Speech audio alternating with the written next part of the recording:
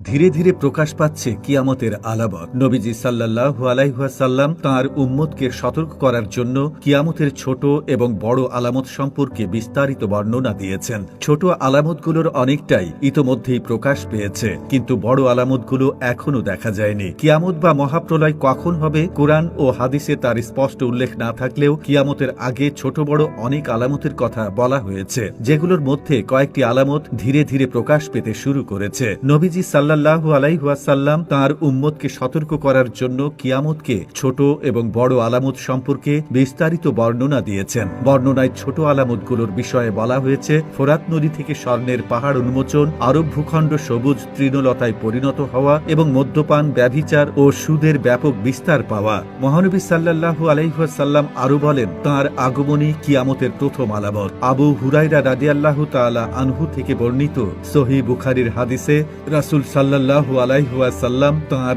দুই আঙ্গুল পাশাপাশি করে বলেন, যেমন এই আঙ্গুল দুটি কাছাকাছি, আমাকেও কিয়ামতের ঠিক তেমন কাছাকাছি সময়ে পাঠানো হয়েছে। আরেকটি বড় আলামতের বর্ণনায় নবীজি সাল্লাল্লাহু আলাইহি ওয়াসাল্লাম বলেন, কিয়ামতের আগে তুমি দেখবে খালি পায়ের বেদুইনরা একে অপরের সঙ্গে প্রতিযোগিতা করবে, কে বড় ইমারত নির্মাণ করতে পারে। এই ভবিষ্যৎবাণী আজ অনেকটাই বাস্তব, যেখানে 70 থেকে 100 বছর আগের অর্থনৈতিকভাবে দুর্দশাগ্রস্ত আরবরা একের পর এক বহুতল ভবন নির্মাণ করছে, যার সব থেকে বড় উদাহরণ দুবাইয়ের বুর্জ খলিফা। হাদিসে আরও এসেছে, কিয়ামতের আগে মসজিদগুলো রাজপ্রাসাদের মতো সাজানো হবে এবং তা ব্যাপকভাবে বৃদ্ধি পাবে। এমনকি হত্যাকারী ও নিহত কেউই জানবে না কেন এমন ঘটনা ঘটছে। সুদের ব্যাপক বিস্তার কিয়ামতের আলামত হিসেবে বর্ণিত হয়েছে। নবীজি সাল্লাল্লাহু আলাইহি ওয়াসাল্লাম বলেছেন, মানুষ সুদের ধুলো থেকেও রেহাই পাবে না। এছাড়া আরো বলা হয়েছে, কিয়ামতের আগে সাক্ষরতার হার বাড়বে, কিন্তু প্রকৃত জ্ঞান কমে যাবে। পবিত্র কোরআনে আরো বর্ণিত হয়েছে, তারা শুধু